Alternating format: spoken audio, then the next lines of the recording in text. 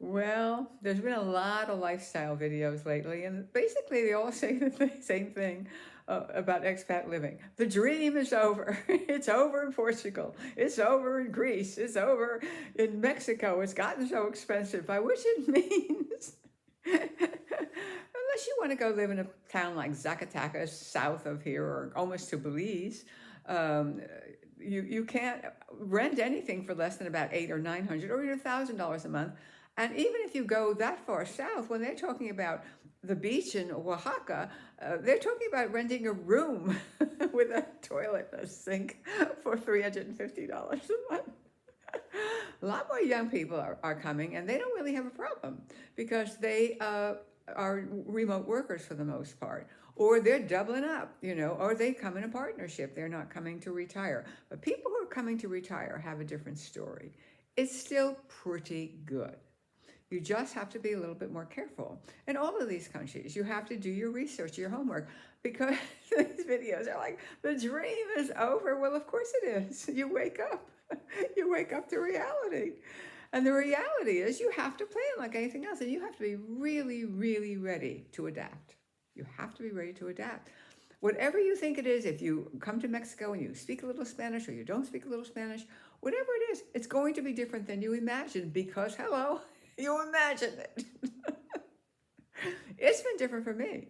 I've been here 12 years, and every time I'm very adaptable, though. I have lived in many parts of Ensenada, which is where I chose to live because I really like it. It's a modern city for Mexico. And I mean, it's not a colonial city, by which I mean, colonial cities have the streets are as wide as a horse wagon could go through, and small cars, and also a lot of southern, not southern, central Mexico has a high altitude. And I had lived in Denver for 5 years once, and when I left, I realized I was really breathing a lot better than I was there. So there's research to be done. It would be a wise idea if you're thinking about going to another country to try and spend more than 1 month there before you make any kind of really serious commitment.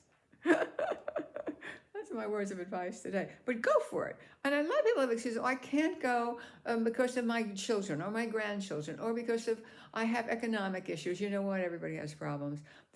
And here's the answer. And I hate this answer when I first heard it. I heard it from a rich person. That's why I hate it. And this is what he said to me. If it's a problem that money can solve, it's not a problem. Tell that to Steve Jobs. So if it's a problem money can solve, it's really not a problem. That's true. It's how we look at the money. How do you look at money? Do you look at it like it has control over your life and all the power of your life? Then you know what? Money has all the power and control over your life. I mean, I'm assuming that you are not, sleeping in a doorway. And if you are sleeping in a doorway, God bless you. And also, how come you've got Wi-Fi? I'm happy you do.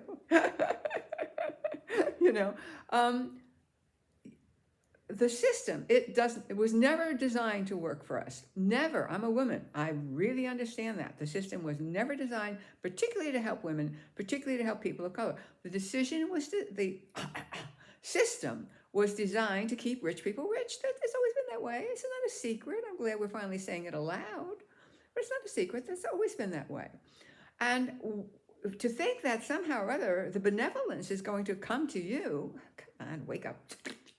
Wake up. Not going to happen. So, the best and easiest thing for you to do is figure out a way to earn a living that does not involve you working for somebody else.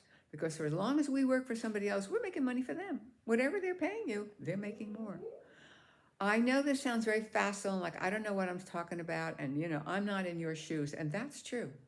I'm not in your shoes. It's up to you to find out how you can get out of the situation you're in that's not working for you. I'm assuming you're not working for you, or you're not you're not browsing YouTube channels looking for answers. The answer is you. You're the answer, baby. You're the answer even if you've got disabilities. Because I know a woman who's living down here, and she's an amazing, amazing woman who gets around with a cane, and she's got like 4 dogs. She's absolutely amazing.